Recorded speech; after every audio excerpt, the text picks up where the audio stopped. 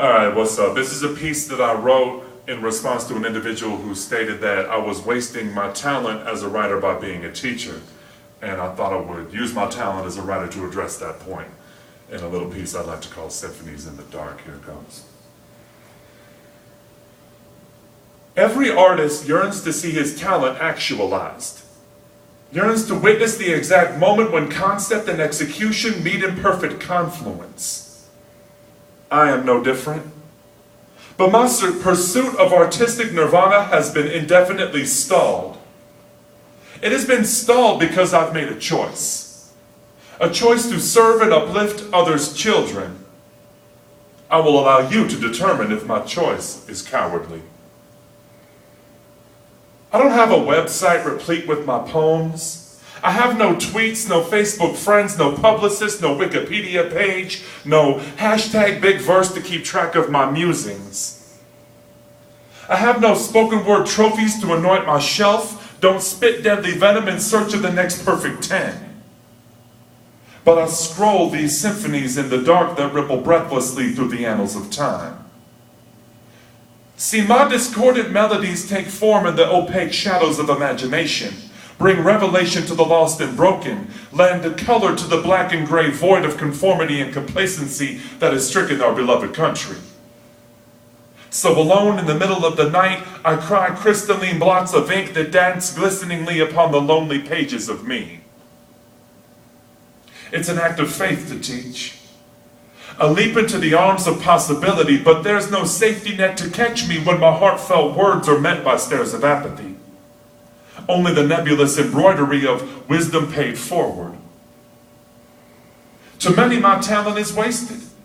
They say, what good are odes and sonnets hurled into the vast ether yet returning to occupy a finite space?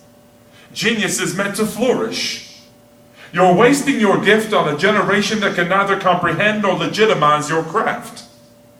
Your symphonies in the dark are quaint, of little merit in a world composed of virtual realities and quantifiable book sales. These muted crescendos you pen are an act of cowardice, a poem scribed in darkness, producing no meaningful sound.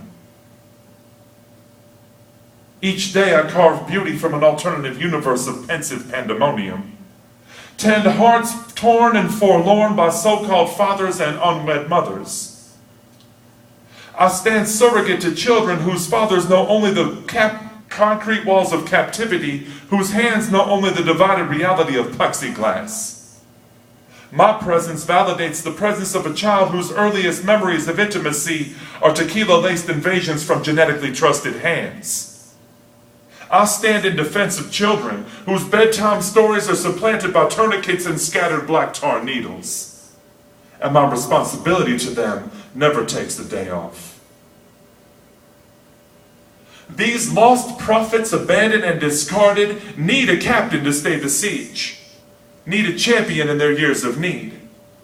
I'll not turn my back to watch their sweetness blush unseen. If not me, who? Who will journey with them into darkness, never yielding to despair? Who will look them in the eye and say to them, come whatever travail, though the vast world turn its back, we will face this scourge together.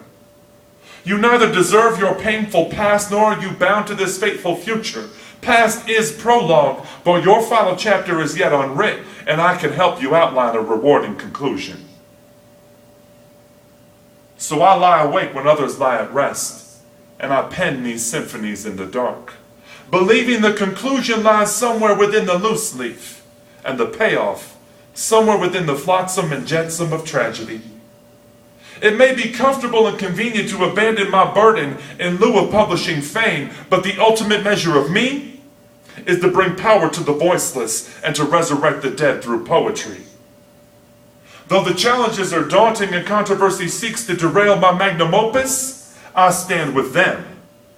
Their accomplishments lend voice to the symphonies written in darkness. Their accomplishments lend certitude to the shape and color of my trade.